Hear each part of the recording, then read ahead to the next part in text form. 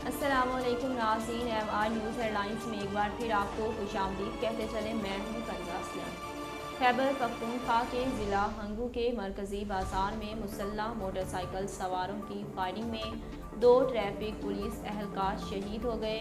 Police के मुताबिक वाक़या तहसील टल के इलाके दोआबा मरकज़ी बाज़ार में पेश आया, जहां मोटरसाइकिल सवार मुलजिमान ने ड्यूटी पर मौजूद ट्रैफिक पुलिस एहलकारों पर फायरिंग कर दी। पुलिस का कहना है कि मुलजिमान की फायरिंग में दोनों एहलकार मौके पर शहीद हो गए।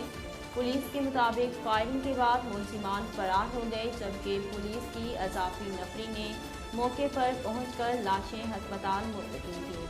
पुलिस का कहना है कि मुलजिमान की तलाश के लिए सर्च ऑपरेशन जारी है।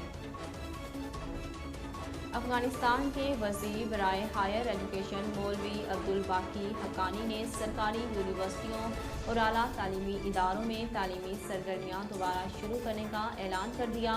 अमारत-ए-इस्लामी अफगानिस्तान के तर्जमान के मुताबिक वज़ीर बराए हायर एजुकेशन मौलवी अब्दुल बाकी हक्कानी ने आज काबुल में प्रेस कॉन्फ्रेंस करते हुए अफगानिस्तान भर में सरकारी जामियात में तालीमी सिलसिले के आगाज़ का ऐलान किया।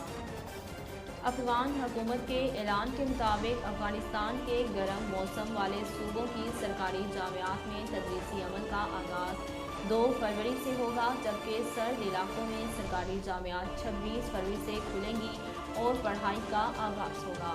गुज़िश्ता साल 15 अगस्त को तालिबान की जानिब से अफगानिस्तान का कंट्रोल संभालने के बाद से सरकारी जामियात बंद हैं।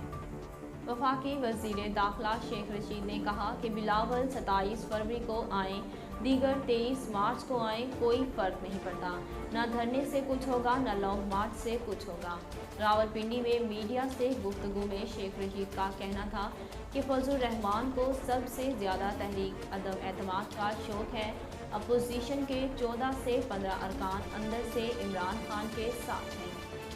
उनका कहना था कि बिलावल 27 फरवरी को आए, दीगर 23 मार्च को आए, कोई फ़र्क नहीं पड़ता। न धरने से कुछ होगा, न लॉन्ग मार्च से कुछ होगा, इन्हें नाकामी होगी। वज़ीर दाखिला का कहना था कि इमरजेंसी और सदारती निज़ाम का नहीं मालूम, काबीना में ऐसी कोई बात नहीं हुई।